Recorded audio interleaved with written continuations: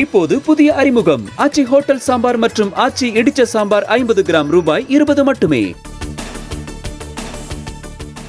ஷேக் ஹசீனா தலைமையிலான வங்கதேச நாடாளுமன்றம் கலைக்கப்படுவதாக அந்நாட்டு குடியரசுத் தலைவர் முகமது சஹாபுதீன் அறிவிப்பு. போராட்டத்தில் ஈடுபட்ட மாணவர் அமைப்பினர் கோரிக்கையின்படி ராணுவ தலைமை தளபதியின் பரிந்துரையை ஏற்று நடவடிக்கை. பிரிட்டனில் அடைக்கலம் கிடைக்கும் வரை வங்கதேச முன்னாள் பிரதமர் ஷேக் ஹசீனா இந்தியாவிலேயே தங்கியிருக்க மத்திய அரசு அனுமதி தற்காலிகம்தான் என்றும் வங்கதேசத்தில் நிலவும் சூழ்நிலையை உன்னிப்பாக கவனித்து வருவதாகவும் இந்தியா அறிவிப்பு. நெருக்கடி முற்றியதால் இந்தியாவுக்குள் வர ஷேக் ஹசீனா அனுமதி கோரியதாக வெளியுறவுத்துறை அமைச்சர் ஜெய்சங்கர் தகவல். வங்கதேசத்தில் நிலைமை மோசமடைந்ததால் ஹசீனாவின் விமானம் தரையிறங்க அனுமதி வழங்கப்பட்டதாகவும் நாடாளுமன்றத்தில் விளக்கம். வங்கதேசத்தில் நடந்த கலவரத்தில் அரசு கட்டடங்கள், இந்து கோயில்கள் மீது தாக்குதல் நடத்தப்பட்டதாக ஜெய்சங்கர் தகவல். இந்துக்கள் உள்ளிட்ட சிறுபான்மையினர் தாக்கப்படுவதாக வரும் தகவல்கள் கவலை அளிப்பதாகவும் பேச்சு. வங்கதேசத்தில் உள்ள இந்தியர்களின் நிலைமையை அங்குள்ள தூதரகங்கள் மூலமாக மத்திய அரசு தொடர்ந்து கண்காணித்து வருவதாக ஜெய்சங்கர் தகவல். வங்கதேசத்தில் வசிக்கும் 19,000 இந்தியர்களில் 9,000 பேர் மாணவர்கள் எனவும் விளக்கம். டெல்லி நாடாளுமன்ற கட்டிடத்தில் உள்துறை அமைச்சர் அமித்ஷா தலைமையில் அனைத்துக் கட்சி கூட்டம். வங்கதேசத்தில் நிலவும் சூழல் குறித்து அனைத்துக் கட்சி கூட்டத்தில் விவாதிக்கப்பட்டதாக தகவல்.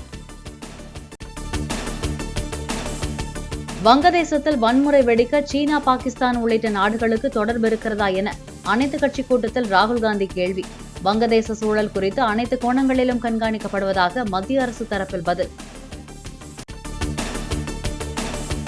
வங்கதேசத்தில் நோபல் பரிசு பெற்ற பொருளாதார நிபுணர் முகமது யூனுஸ் தலைமையில் இடைக்கால அரசு அமைக்க மாணவர் அமைப்பினர் ஆதரவு. விரைவில் இடைக்கால ஆட்சி அமைக்கப்படும் என வங்கதேச ராணுவம் அறிவித்த நிலையில் முகமது யூனுஸுக்கு ஆதரவு தெரிவித்துள்ள மாணவர்கள். ஷேக் ஹசீனா வந்த விமானத்துக்கு பாதுகாப்பு அளித்த ரஃபேல் போர் விமானங்கள். வங்கதேச எல்லையை கடந்து வந்த விமானத்தை கண்காணித்து பாதுகாப்பு அமைப்புகள் உடனடி நடவடிக்கை. சென்னை தலைமைச் செயலகத்தில் முதலமைச்சர் ஸ்டாலின் தலைமையில் மாநில திட்டக்குழுவின் 5வது கூட்டம். தமிழகத்தின் வளர்ச்சிக்காக மாநில திட்டக்குழுவால் தயாரிக்கப்பட்ட வரைவு கொள்கைகள் குறித்து ஆய்வு. எடப்பாடி காவல் நிலையம் மீது மர்ம நபர் பெட்ரோல் குண்டு வீசிய சம்பவத்திற்கு எடப்பாடி பழனிசாமி கண்டனம். இதைவிட மோசமாக சட்டம் ஒழுங்கு சீர்கெட முடியாது என ஒவ்வொரு முறையும் நினைப்பதற்குள் அதைவிட மோசமான நிகழ்வு திமுக ஆட்சியில் நடப்பதாக விமர்சனம். வயநாடு நிலச்சரிவில் பாதிக்கப்பட்டவர்களின் நிவாரண பணிகளுக்காக அதிமுக சார்பில் 1 கோடி ரூபாய் நிவாரணம்.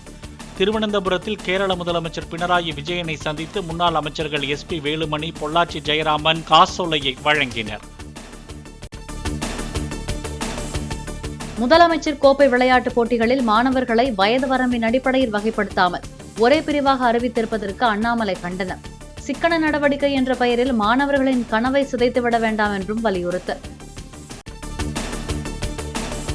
கோவை மாநகராட்சியின் புதிய மேயராக திமுகவை சேர்ந்த ரங்கநாயகி போட்டியின்றி தேர்வு. அமைச்சர்கள் KN நேரு, முத்துசாமி முன்னிலையில் பொறுப்பேற்றார். வெளிமாநிலங்களில் ஒதுக்கப்பட்ட முதுநிலை மருத்துவ படிப்பிற்கான நீட் தேர்வு மையங்கள் மாற்றம். கடும் எதிர்ப்பு எழுந்த நிலையில் சொந்த மாநிலத்திலேயே தேர்வு மையங்களை ஒதுக்கி மின்னஞ்சல் மூலம் தெரிவித்த தேசிய தேர்வு முகமை. மாணவ மாணவிகள் ஒவ்வொருவருக்கும் அளவெடுத்து தைப்பதால் பள்ளிச்சீருடை வழங்க தாமதம் என அமைச்சர் கீதா ஜீவன் விளக்கம். காரணம் தெரியாமல் பள்ளிச்சீருடைகள் முறையாக வழங்கவில்லை என எடப்பாடி பழனிசாமி குற்றம் சாட்டுவதாக பேட்டி. சென்னையில் ரத்து செய்யப்பட்ட நட்சத்திர விடுதிகளின் பார் உரிமம் 48 மணி நேரத்தில் மீண்டும் வழங்கப்பட்டதன் மர்மம் என்ன என அன்புமணி கேள்வி. மது வணிகம் தமிழக பொருளாதாரத்தை தலைநிமிர வைக்கும் ஒரே வழி என்பதால்தான் பொது மன்னிப்பு வழங்கப்பட்டதா என்றும் வினா. தஞ்சாவூர், திருவாரூர் உள்ளிட்ட 9 மாவட்டங்களில் ஓரிரு இடங்களில் இன்று கனமழைக்கு வாய்ப்பென வானிலை ஆய்வு மையம் தகவல்.